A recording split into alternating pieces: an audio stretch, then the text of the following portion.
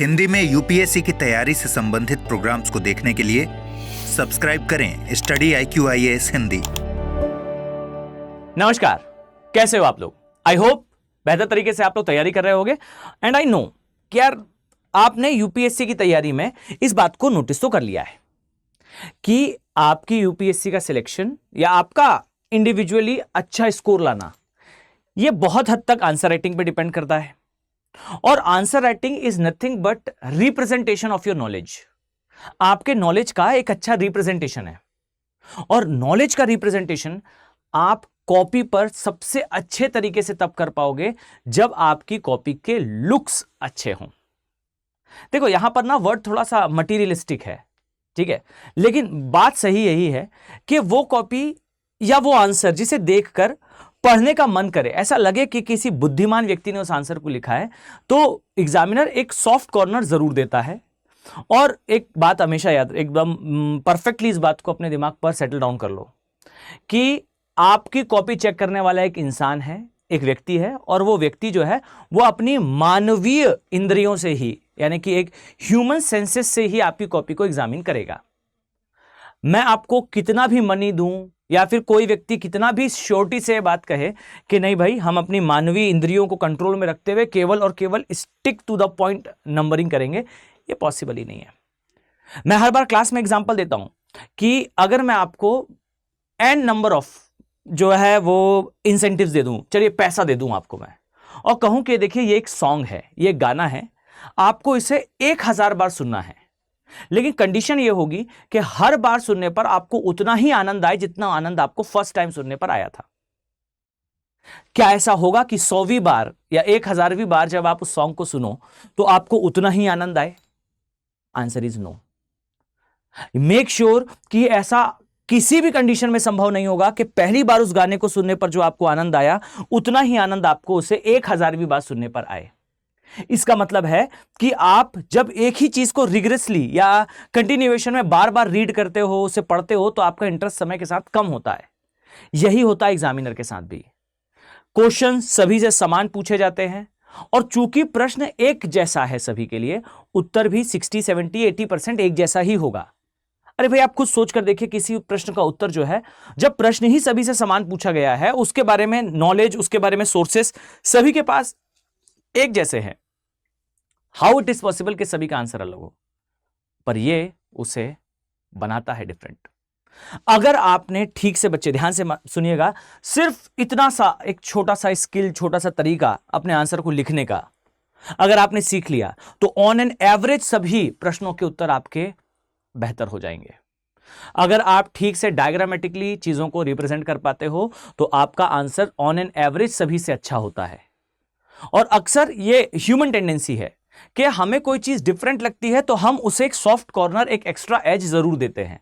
आपकी कॉपी वैसी हो सकती है अगर केवल और केवल आज का लेक्चर आप 2 से 3 बार देखो, और मैं आपको बताने वाला हूं कि आप कैसे परफेक्टली फ्री हैंडली आप मैप ड्रॉ कर सकते हो। वर्ल्ड मैप अगर आप लोग को आवश्यकता होगी तो मैं इंडिया के मैप पर भी सेम ऐसा ही लेक्चर एक लेकर आऊंगा, ठीक है? तो डिटेल में समझेंगे how to draw a perfect world map आज की क्लास में।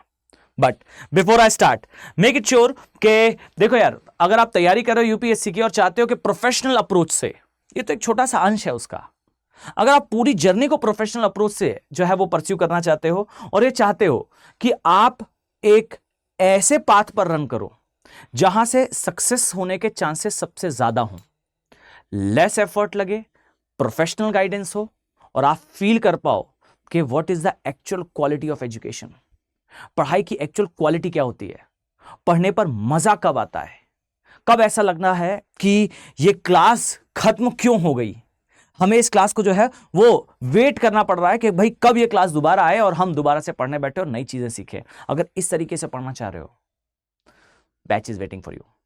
फाउंडेशन बैचेस हैं आपके पास, अभी अप्रैल माह में जो है वो ऑप्शंस अवेलेबल हैं। आप चाहें तो आपके पास तीनों वेरिएंट हैं, स्पेशल वेरिएंट डायमंड बैचेस के फॉर्म में भी अवेलेबल है। आप अपनी आर्थिक स्थिति के अनुसार अपना प्रिफर्ड बैच चुन सकते हो। फाइन, 0 से लेकर एब्सोल्यूट 100 तक की तैयारी का मौका है, बट लिमिटेड टाइम के लिए। ओके, सेम एज अगर आपने मुझे देख रखा है यूट्यूब पर तो आप मुझे जानते ही होंगे मतलब आप मुझे अभी देख रहे हो तो मैं मानकर चलता हूं कि आप मुझे जानते ही हैं as a teacher of geography. Fine, मैं ज्योग्राफी ऑप्शनल का जो है वो क्लासेस कंडक्ट कर रहा हूं। अभी अप्रैल माह का बैच है, आप as a optional subject geography पढ़ना चाहते हो, जो कि पढ़ना भी चाहिए, तो बैचेस आर अवेलेबल। ठीक है, चलिए अब मैं स्टार्ट करता हूं। जैसे मैंने स्टार्टिंग में कहा था कि आपकी कॉपी के लुक्स हैं ये मैप्स, ये फ्लो चार्ट, ये डायग्राम्स। अब कैसे आपको इसे ड्रॉ करना है आइए मैं डिटेल से समझाता हूं। मैं यहां दो प्रकार के मैप बनाने वाला हूं। एक तो पहला है जो आपका बिगनर्स मैप है। बिगनर्स मैप का मतलब है पहले आप उतना सीख लीजिए, ठीक है, जब उसमें आप पारंगत हो जाएं, उसमें आप निपुण हो जाएं, यानी कि उसमें आप अपने हाथ साफ कर लें। Clearly you are able to make a perfect world map in a initial stages, then only you went for the advance one, यानी कि उसके बाद ही आप एडवांस वन की तरफ जाए। तो यहां मैं दो तरीके से वर्ल्ड मैप बनाने वाला हूं। ठीक है, पहले थोड़ा इजियर फॉर्म, फिर थोड़ा सा डिटेल्ड फॉर्म। डिटेल्ड फॉर्म में हम ज्यादा चीजें शो करेंगे। ठीक है, डन। चलो अब आ जाइए, देखो ध्यान से, यहां आपको दिखाई देगा। सबसे पहले हम ड्रॉ करना स्टार्ट करते हैं। देखो बच्चे अक्सर क्या गलती करते हैं, वो अक्सर गलती ये करते हैं कि पहले इक्वेटर ड्रॉ करेंगे, then tropic of cancer draw करेंगे, then tropic of Capricorn draw करेंगे और उसके बाद वर्ल्ड मैप ड्रॉ करना स्टार्ट करेंगे। गलत है। ऐसे ड्रॉ करोगे तो हमेशा आपको कंफ्यूजन होगा। ठीक, आप हमेशा कुछ लाइंस को फॉलो करते रहोगे, जबकि आपको इन लाइंस को फॉलो नहीं करना है, आपको एक तरीके को फॉलो करना है। ठीक है, हमेशा याद रखिए कि वर्ल्ड मैप एक साइड से बनाना स्टार्ट करें, और मेरा प्रिफर्ड स्टाइल जो है वो हमेशा दक्षिण अमेरिका की साइड से स्टार्ट होता है, और उसका रीजन है यहां से कैंसर कैप्रिकॉर्न को मैनेज करना बहुत आसान है। ठीक है, चलो आओ ध्यान से देखना। सबसे पहले तो यहां ध्यान दीजिए, ये आपको पोर्शन ड्रॉ करना है। This is called central America. ठीक, ये सेंट्रल अमेरिका वाला पोर्शन है। ठीक है, अभी मैं बिगनर्स मैप ड्रॉ करने वाला हूं। ठीक है, मतलब अभी हम डिटेल्ड मैनर में नहीं जाएंगे, इसका एडवांस फॉर्म मैं आगे बताने वाला हूं। ठीक है, देखिए दिस साइड इज दक्षिण अमेरिका। ओके, आपको सिंपली जो है वो दक्षिण अमेरिका ड्रॉ करना है। किस प्रकार से ड्रॉ होगा, तो आप इस लाइन को जो है वो ड्रॉ होते हुए देखिए। इसके पश्चात आपको यहां पर जो है वो इस तरीके से ड्रॉ करना है। डन। अब यहां से ऊपर जाइए, ये दो स्ट्रोक लेंगे हम। इन दो स्ट्रोक्स के बाद आपको कुछ इस तरीके से जो है वो आगे ऊपर की तरफ जाना है। ये जो आपने ड्रॉ करा है बच्चों, this is called gulf of Mexico, Mexico की खाड़ी। इसी का नाम डोनाल्ड ट्रंप चेंज करके जो है गल्फ ऑफ अमेरिका करने की बात कर रहे थे, इसलिए न्यूज में था। इसके बाद आप देखिए, यहां से आप कुछ इस तरीके से ड्रॉ करेंगे। ये कैनेडियन शील्ड का एरिया है। ठीक, दुनिया की सेकंड सबसे ओल्डेस्ट जो है वो शील्ड है। इसके पश्चात यहां से आप इस तरीके से आएंगे, और ये जो एरिया है ये पूरा कैनेडियन शील्ड का ही एरिया है, और यहां से चलते हुए जो है वो कुछ इस तरीके से आप नीचे आएंगे। और देखिए, ये मैं एक बार फिर से ड्रॉ करता हूं, ध्यान से देखिएगा। यहां से चलते हुए आप आए, ये जो एरिया आपने ड्रॉ करा ये अलास्का का पोर्शन है। यहां से चलते हुए आपको यहां एक और एरिया ड्रॉ करना है, ये कहलाता है गल्फ ऑफ मैक्सिको का एरिया। ठीक है, तो ये नॉर्थ अमेरिका हो गया, ये साउथ अमेरिका। अभी हम कौन से वाले सेक्शन में हैं, बिगनर्स वाले सेक्शन में, इसलिए हम आइलैंड्स ड्रॉ नहीं कर रहे हैं। ठीक है, मैं यहां नामकरण करता हूं, ध्यान से देखिएगा। This is called north America, north America, and this is south America.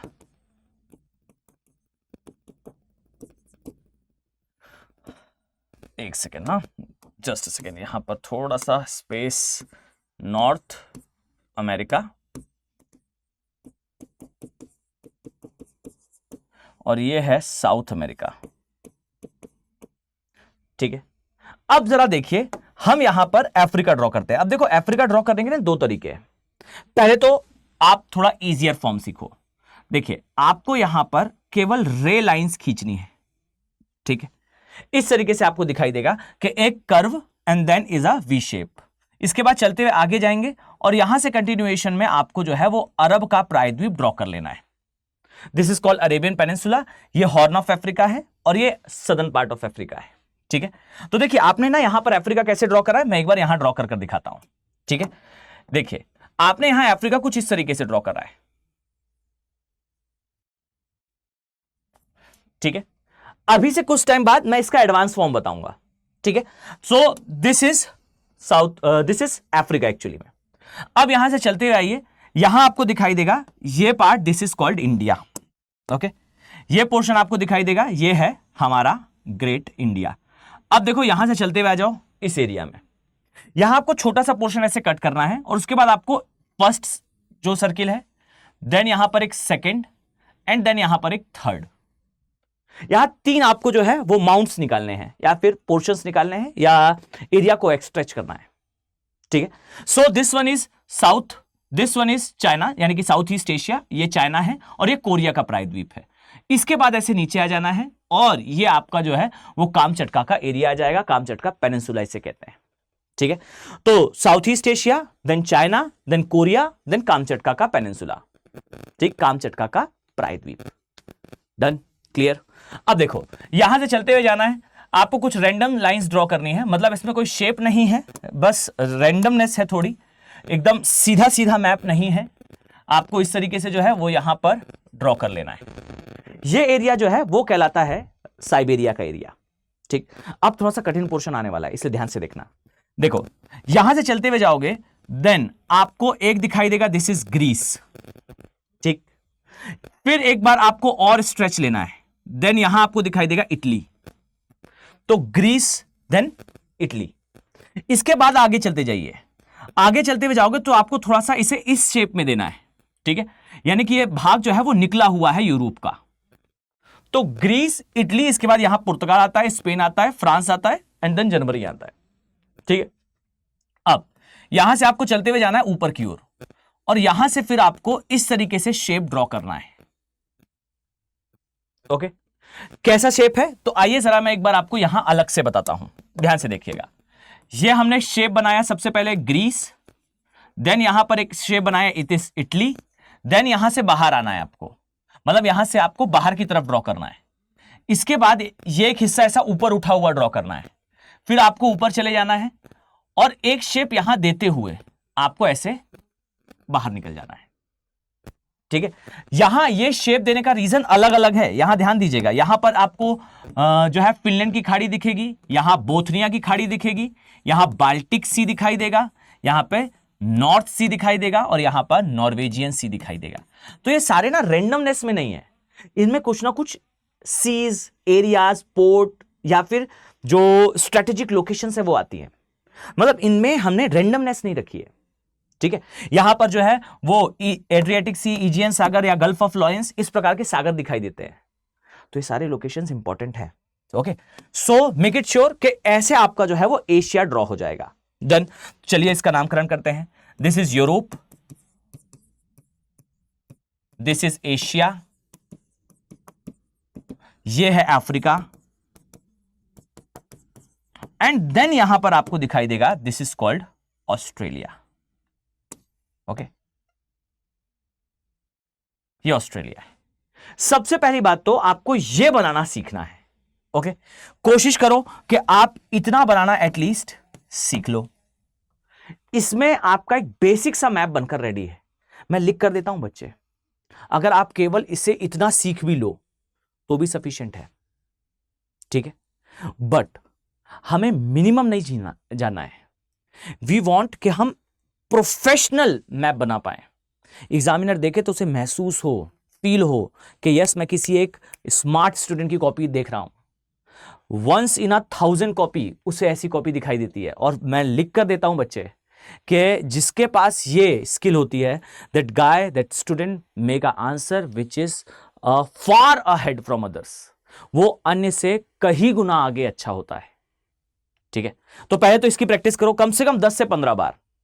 और मैं ये लाइन हमेशा रिपीट करता हूं यार क्लास पे कि आपको कुछ नहीं करना है, खुद को चैलेंज देना है। आज ये वीडियो देखो, लेक्चर देखो, मार्केट जाओ, कॉपी खरीदो 100 पेजेस की और 100 बार मैप बना लो। मैं लिख कर देता हूं कि अगर कोई पूरी मेहनत के साथ 100 बार मैप बनाता है एक ही दिन के अंदर, ये संभव ही नहीं है कि वो व्यक्ति जो है वो अच्छा मैप ना बना पाए। This is impossible. आप अपने आप को कर देख लीजिए, आप खुद को चैलेंज दीजिए कि मैं 100 टाइम्स मैप बनाऊंगा और मैप हर बार ट्राई करूंगा कि परफेक्ट हो। डन, चलो। तो ये हुआ एक बिगिनर मैप। ऑस्ट्रेलिया बनाते समय आपको एक बात ध्यान रखनी है, देखो ऑस्ट्रेलिया में ना रैंडमनेस है, आपको इस तरीके का शेप देना है, यानी कि आपको यहां पर 4 साइड, ठीक, 1 2 3 4 4 साइड कॉर्नर्स देने हैं। ठीक, यहां पर आपको देखिए ये जो है ये अराफुरा सागर कहलाता है। देखो रैंडमनेस नहीं है, ये अराफुरा सी है, ठीक, ये ऑस्ट्रेलियन बाइट है, यहां पर कोरल सी दिखाई देता है, यहां तस्मान सी दिखाई देता है, यहां पर जो है वो आपका एक तिमोर सागर है ये दिखाई देता है, और ये दक्षिणी सागर का हिस्सा है। सो सारे लोकेशंस इंपॉर्टेंट है, हमने शेप रैंडमली नहीं बनाया है, मतलब हर एक जगह का एक मैप जो बना है उसमें कोई ना कोई लोकेशन इंक्लूडेड है। ठीक है, सो यहां आपको साउथ चाइना सी, ईस्ट चाइना सी, ईस्ट सी, यहां पर जो है अखोटस सागर और इसके बाद बेरिंग सागर दिखाई देता है। ठीक है, जापान सागर, ये सारे जो है वो क्रम से यहां दिखाई देंगे, साउथ चाइना सी, ईस्ट चाइना सी, ईस्ट सी, जापान सागर, अखोटस सागर, बेरिंग सागर, और फिर यहां से निकलकर अलास्का, गल्फ ऑफ अलास्का आ जाएगा। ठीक है, सो ये हुआ क्या, a map which is a beginner one. ठीक, अब आते हैं जरा एडवांस वन पे। ठीक, अब ये एडवांस मैप कैसे बनेगा, अब यहां देखिएगा एक एडवांस मैप कैसे ड्रॉ करा जाता है। सबसे पहली बात तो यहां आपको दिखाई देगा दक्षिण अमेरिका, दक्षिण अमेरिका का फिर से वही पोर्शन आप यहां ड्रॉ करेंगे। इसके पश्चात दक्षिण अमेरिका में हमें कोई खास डिटेलिंग नहीं ऐड करनी होती, लेकिन हमने ड्रॉ करा, इसके नीचे हम एक छोटा सा एरिया और ड्रॉ करेंगे, इसे कहा जाता है टियारा डेल फ्यूगो। ठीक, Tierra del Fuego southernmost human settlement का एरिया, मानव का दक्षिणतम निवास वाला क्षेत्र। ठीक, अब यहां से चलना शुरू करो। अब आप देखिएगा ध्यान से, ये 2 स्ट्रोक लिए पहले की तरह, और अब हम यहां से चलना शुरू करते हैं। ये हमने ड्रॉ करा, अब ये है जो फ्लोरिडा का एरिया है। ठीक, यहां से आप चलते हुए जाएंगे, ये आपको गल्फ ऑफ जो नीचे अलास्का वाला एरिया है, सॉरी नीचे जो है वो कैलिफोर्निया का एरिया, इस तरफ यहां आपको जो है वो गल्फ दिखाई देगी जिसका नाम अभी से पहले मैंने बताया था कि नाम चेंज होने वाला है। ठीक, कैरिबियन सागर के सामने का एरिया। ठीक है, यहां पर आपको हडसन की खाड़ी दिखेगी, लेकिन अब यहां देखिए, पहले हमने कुछ इस तरीके से इसे ड्रॉ करा था, अब हम इसे थोड़ा डिटेल करेंगे। देखिएगा, अब हम इसे सीधा यहां से ले जाएंगे, ऐसे ऊपर वाले हिस्से को आपको ड्रॉ नहीं करना है, बाकी सब कुछ सेम रहेगा, लेकिन ऊपर वाला हिस्सा आपको ड्रॉ नहीं करना है। अब आप कहेंगे सर क्यों ड्रॉ नहीं करना है, हमने मैप बदल क्यों दिया है?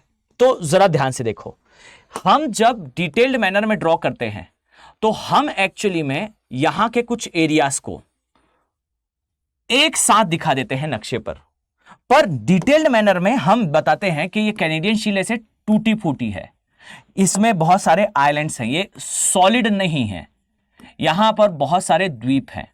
और द्वीप बनाते समय आपको एक काम की चीज बताता हूं, ध्यान से सुनिएगा। हमेशा याद रखो कि जिस डार्कनेस से आपने मेन बॉर्डर्स बनाई हैं, आइलैंड्स बनाते समय उस बॉर्डर को थोड़ा सा लाइट कर दो, आपकी बॉर्डर्स ज्यादा शार्प दिखेंगी, ज्यादा क्लियरिटी से नजर आएंगी। यानी कि जिस मोटाई के साथ, जिस दबाव से आपने मेन बॉर्डर्स बनाई हैं, उसे लाइट करके आप जो है आइलैंड्स ड्रॉ करिए, आपके आइलैंड्स ज्यादा स्पेसिफिक दिखाई देंगे, ज्यादा सही दिखाई देंगे। ठीक, यहां पर मेनली 3 आइलैंड्स आते हैं। ठीक है, इसमें एक आएगा विक्टोरिया आइलैंड, यहां दूसरा आएगा बफिन आइलैंड, और तीसरा आएगा एलिजाबेथ आइलैंड। 3 मेजर आइलैंड्स का ग्रुप है ये। ठीक, इसके बाद आइए जरा यहां देखिए, आपने पहले अफ्रीका कैसे ड्रॉ करा था बच्चे? पहले आपने अफ्रीका ड्रॉ करा था कुछ इस तरीके से, राइट? अब आपको अफ्रीका ड्रॉ करना है कुछ इस तरीके से, यहां लीजिए, और इसके बाद आपको ये कर्व देना है, ये वाला एरिया मोजाम्बिक वाला एरिया है। ठीक, इसके बाद आपको कुछ इस तरीके से चलते हुए जाना है, और यहां से इसे इस तरीके से ड्रॉ करना है, यानी कि आपका जो अफ्रीका है वो इस तरीके में चेंज हो जाएगा। Done, clear? So make sure कि आप जो है इसे कुछ इस तरीके से ड्रॉ कर सकते हैं। ये आपका जो है वो अफ्रीका का पोर्शन है, यहां से चलते हुए जो है आपको इस तरीके से अफ्रीका दिखाई देगा। ठीक है, अब अफ्रीका ड्रॉ करने के बाद आपको अरब का जो प्रायद्वीप है, इसमें यह शेप हमेशा देना है 2 दरारों वाला।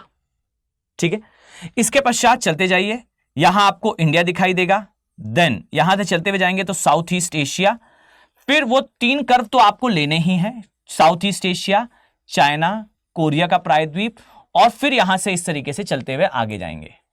ये आपका पूरा एरिया है साइबेरिया वाला।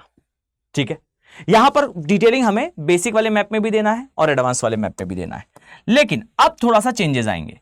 देखिए यहां इटली, यहां ये ग्रीस, ये इटली, देन आप यहां से चलते हुए जाएंगे डेनमार्क का एरिया। अभी डिटेलिंग बाकी है बच्चों, ठीक। ये हमारा जो बेसिक वाला मैप था हमने उसे ड्रॉ कर दिया यहां एज इट इज, लेकिन अब हम इसमें अदर डिटेलिंग्स फिल करना स्टार्ट करेंगे। यह है ऑस्ट्रेलिया का पोर्शन, ठीक। जो शेप मैंने आपको बताया था सेम जो शेप है वो यहां पर आएगा, लेकिन अब हम इसमें डिटेलिंग पुट करेंगे। अब आपको क्या क्या डिटेलिंग डालनी है, देखिए सबसे पहले तो आप यहां ड्रॉ करेंगे विच इज कॉल्ड ग्रीनलैंड का एरिया, ये ग्रीनलैंड का पोर्शन है, ठीक। अब यहां आ जाइए, ग्रीनलैंड के बाद यहां आपको आइसलैंड दिखाई देगा। आइसलैंड के पश्चात और नीचे आइए, तथा कथित रूप से ग्रेट ब्रिटेन, लुटेरों का कॉन्टिनेंट, फाइन। सो ग्रीनलैंड, देन इसके नीचे आइसलैंड, देन तथा कथित सो कॉल्ड ग्रेट ब्रिटेन, और इसके ऊपर का एक आइलैंड है which is called Faroe island, ठीक है। इसके बाद ऊपर आइए और यहां आपको ड्रॉ करना है एक नोवा जेमालिया नाम से आइलैंड, ठीक। ये जो है आर्कटिक एरिया में आने वाला आइलैंड है, डन। इसके बाद देखो आपको यहां से आइलैंड्स की पूरी सीरीज दिखाई देगी, सभी को डिटेल से मार्क करना है। ध्यान से देखिएगा, मैं यहां कुछ आइलैंड्स ड्रॉ कर रहा हूं। यहां पर आपको कौन कौन से द्वीप दिखाई देते हैं, सबसे पहले तो अलास्का के पास यहां आपको कुछ आइलैंड्स दिखाई देंगे, ठीक है। यहां पर आपको कैरेबियन आइलैंड्स दिखाई देंगे। कैरेबियन आइलैंड्स के बाद नीचे आपको लेसर एंटिलीज दिखाई देंगे। तो कैरेबियन फिर लेसर एंटिलीज, ठीक। कैरेबियन जो है ग्रेटर एंटिलीज कहलाते हैं, इसी को वेस्ट इंडीज कहा जाता है। क्यूबा, बहामास, जमैका, ये तीन, और हैती और डोमिनिकन रिपब्लिक, ये 5 बड़े देश हैं यहां पर। इसके बाद लेसर एंटिलीज छोटे छोटे आइलैंड्स हैं, ठीक है। इसके बाद यहां आ जाइए, दिस इज कॉल्ड मेडागास्कर, दुनिया का दूसरा सबसे बड़ा आइलैंड है, ठीक है। इसके बाद देखिए यहां आप इस तरफ जाएंगे तो आपको अब 2 ग्रुप्स दिखाई देंगे, एक यहां से आइलैंड का ग्रुप है, एक यहां आइलैंड का ग्रुप है, और एक यहां आइलैंड का ग्रुप है। सबसे पहले तो आप यहां पर स्थित आइलैंड जान लीजिए। यहां सबसे पहले है साइप्रस, ये भूमध्य सागर में आने वाला आइलैंड है, भूमध्य सागर के अंदर आने वाला आइलैंड, लेकिन जो एशिया से बिलोंग करता है, ठीक। देन ये है क्रेटे, ये ग्रीस के अंडर में आता है। ये है सिसिली, दिस वन इज सार्डिना, ये दोनों इटली के अंडर में आते हैं। फिर बेलेरिक, कोर्सिका, ये फ्रांस और स्पेन के अंडर में आते हैं, ठीक है। देखो साइप्रस, क्रेटे, सिसिली, सार्डिना, बेलेरिक, कोर्सिका, रट लीजिए नाम, 2 बार यूपीएससी ने पूछा है, फाइन। और लास्ट वन इज यहां पर आते हैं कैनरी द्वीप। सो देखिए आप डिटेलिंग पुट करना स्टार्ट करोगे, आपका मैप एडवांस दिखना स्टार्ट हो जाएगा, डन। अब इसके बाद आ जाइए, यहां आपको दिखाई देगा दिस इज कॉल्ड श्रीलंका, ठीक है। इसके पश्चात यहां से स्टार्ट कीजिए, यह है लक्षद्वीप आइलैंड्स, डन। लक्षद्वीप से नीचे आ जाइए, देन आपको यहां दिखाई देगा मालदीव्स, वही जो अभी न्यूज में था। इसके पश्चात और नीचे आइए, देन यहां आपको दिखाई देगा इज सुकोत्रा आइलैंड्स, ठीक। और थोड़ा सा नीचे आ जाओ, यहां आपको छागोस द्वीप दिखाई देंगे, यही डियोग्रासिया है, वही यहां यूएसए आया था। इसके बाद और नीचे आइए, देन आपको कुछ इस तरीके से बिखरते हुए आइलैंड्स दिखाई देंगे, इन्हें कहा जाता है सेशेल्स आइलैंड। क्या कहा मैंने, Lakshadweep, Maldives, Chagos, Socotra and then Seychelles, ठीक। इसके बाद नीचे आ जाओ, यहां पर आपको जो है वो कुछ अन्य द्वीप दिखाई देंगे, इन्हें कहा जाता है मॉरिशस, डन। और फिर यहां नीचे आपको रीयूनियन आइलैंड्स दिखाई देंगे, जहां से हमारा प्रायद्वीपीय भारत गुजरा था और इसी से हमारे दक्कन का पठार बना था, ठीक। एंड देन यहां पर बिल्कुल नीचे यहां यूरोप आइलैंड है। सो ये जो आइलैंड्स का क्रम है ना, ये क्रम एग्जाम पॉइंट ऑफ व्यू से खासा इंपॉर्टेंट है, ठीक। अब यहां आ जाइए, यहां आपको दिखाई देगा this is called Andaman and Nicobar islands, ठीक है, डन। इसके बाद यहां आपको सुमात्रा नाम से द्वीप दिखाई देगा which is part of Indonesia, done. Sumatra के बाद यहां आ जाइए, यहां आपको जो है वो जावा दिखाई देगा। जावा के बिल्कुल पास एक छोटा सा आइलैंड है बाली, ये आपको दिखाई देगा। और फिर यहां पर जो है वो न्यू गिनी आइलैंड्स दिखाई देंगे। और यहां पर न्यू गिनी में दो देश हैं, एक है इंडोनेशिया और एक है पापुआ न्यू गिनी, स्वयं एक देश। फाइन। सो इस तरीके से आपको दिखाई देगा न्यू गिनी आइलैंड। डन।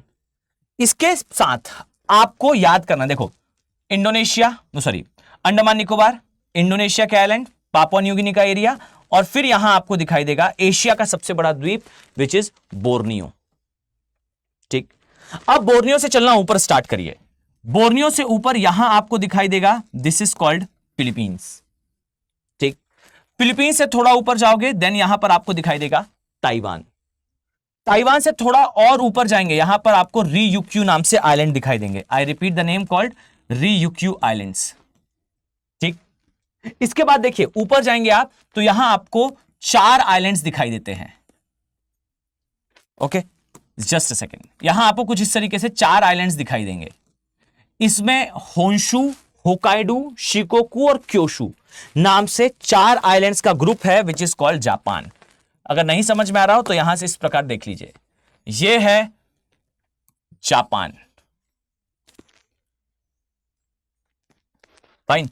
यहां आपको मेनली 4 आइलैंड दिखते हैं। ठीक। इसमें होंशु, मैं यहां नाम भी लिख देता हूं, यहां होंशु, होकाइडो, शिकोकू और क्योशु, ये जो है मेनली यहां पर 4 आइलैंड्स का ग्रुप है।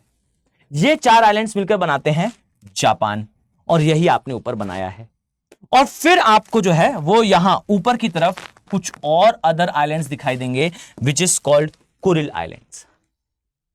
तो देखो आपको वर्ल्ड मैप ड्रॉ करते समय नॉर्थ अमेरिका में थोड़ा सा चेंजेस लाने हैं, आपको हिंद महासागर में आइलैंड्स पुट करने हैं, प्रशांत महासागर में आइलैंड्स पुट करने हैं, और जो यूरोप है ये आपको बेसिक मैप में भी एडवांस फॉर्म में ही ड्रॉ करना है। तो ऐसे जो है वो आप एक मैप को ज्यादा परफेक्टली ड्रॉ कर पाओगे। ठीक। देखिए ये केवल और केवल एक स्मार्ट मैनर है, एक स्मार्ट मैनर है मैप को ड्रॉ करने का। और एक बात याद रखना कि अक्सर हम ना बहुत छोटी छोटी चीजें लिखना भूल जाते हैं। यह है नॉर्थ अमेरिका, नॉर्थ अमेरिका, यह है साउथ अमेरिका। और इस बात को समझना कि हमें लगता है कि भाई ये तो बहुत बेसिक सी बात है कि भाई इस इन कॉन्टिनेंट का ये नाम है, पर बच्चे ये नाम लिखना जरूरी है। ये आपके मैप को और डिटेल्ड बताता है। Fine.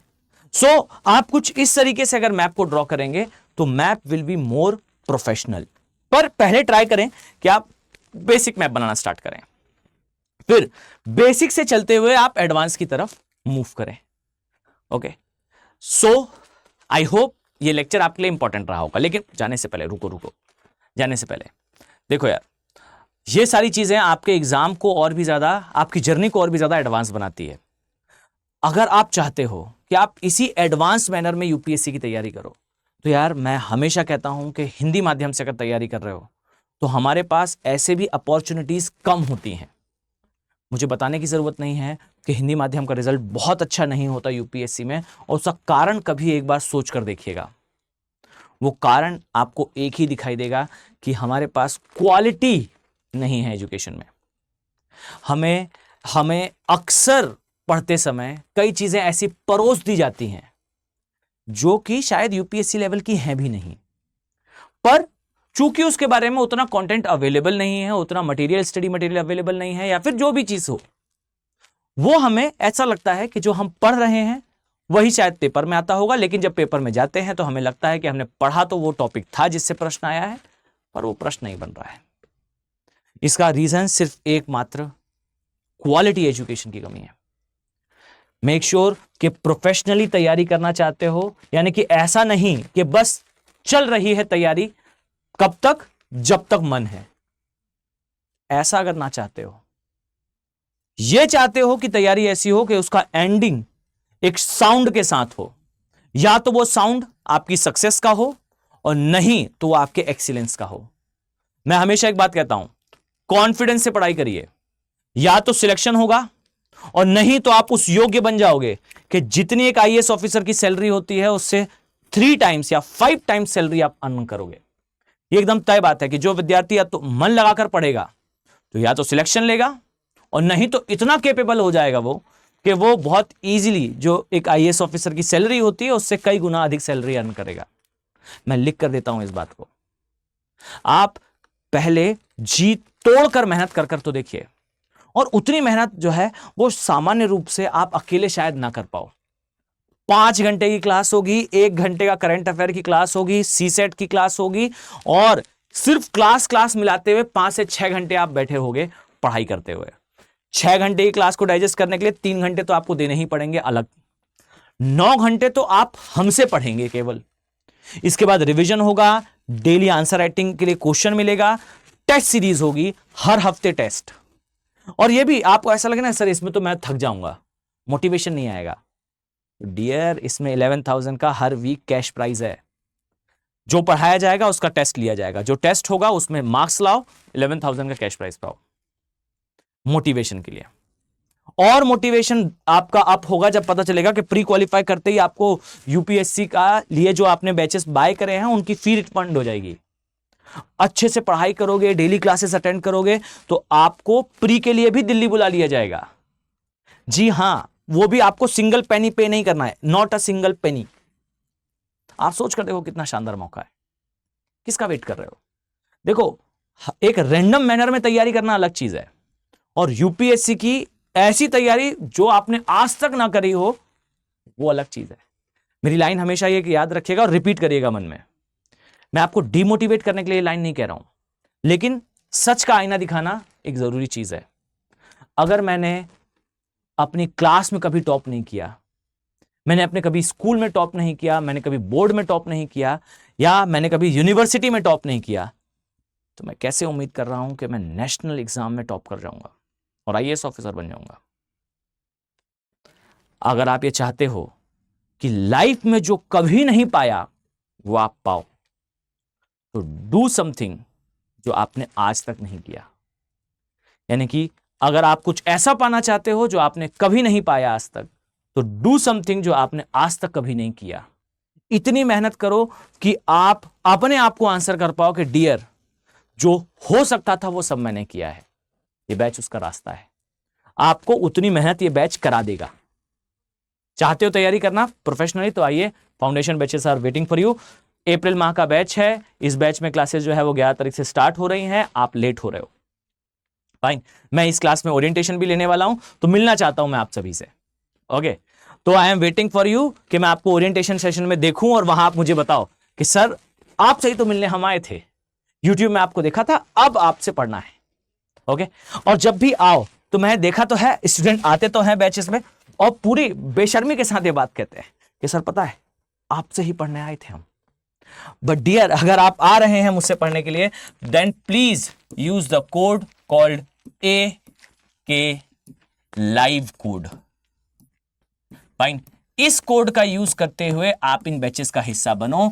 This is the faculty code. एक तो आपको भाई मैक्सिमम डिस्काउंट मिलेगा, ठीक है, और मुझे पता चलेगा कि भाई स्टूडेंट मुझसे पढ़कर यहां तक पहुंच रहा है। Okay, so please use the code called AK live code, AKLIVE। Okay, तो ज्वाइन कर रहे हो तो एक चीज करना ही है, सेकेंड AK लाइव कोड के साथ करना है। और आप मुझे जान रहे हो, ज्योग्राफी पढ़ रहे हो, तो why you are waiting for something? Fine, optional batches available हैं यार, आपको तैयारी करनी चाहिए ऑप्शनल बैच से। यह तैयारी आपकी पूरी यूपीएससी की जर्नी बदल देगी। एक बार ट्राई करिए, एक ऐसा ऑप्शन जो सबसे ज्यादा आपको प्री में असिस्टेंस देता है। इंटरनेशनल रिलेशन, इंटरनल सिक्योरिटी से लेकर ज्योग्राफी, इन्वायरमेंट और इवन सोसाइटी का बहुत बड़ा पोर्शन इस ऑप्शन से कवर होता है। अभी तक एनरोल नहीं किया है, आप एनरोल कर सकते हो। हमारे माध्यम की सबसे बड़ी चुनौती है ऑप्शनल दूर कर सकता है। हम प्री क्वालिफाई नहीं करते और ये प्री क्वालिफाई करने की गारंटी है। किस बात का इंतजार है? अगर आप पढ़ रहे हैं, मेरी ज्योग्राफी की सीरीज चल रही थी, मैं मानकर चल रहा हूं कि आपने उसे देखा है। अगर आपने उसे देखा है तो आपको ज्योग्राफी में इंटरेस्ट है, ये पक्की बात है। इंटरेस्ट है देन वेटिंग फॉर यू।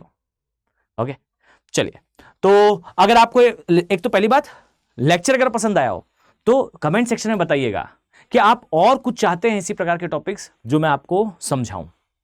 ठीक है, तो आप लोग मुझे कमेंट सेक्शन में बताइए और ये भी बताइए कि लेक्चर कैसा लगा। ओके, चलिए मिलते हैं नेक्स्ट लेक्चर में। Have a nice day, thank you. Hindi में यूपीएससी की तैयारी से संबंधित प्रोग्राम्स को देखने के लिए सब्सक्राइब करें स्टडी IQ IAS हिंदी।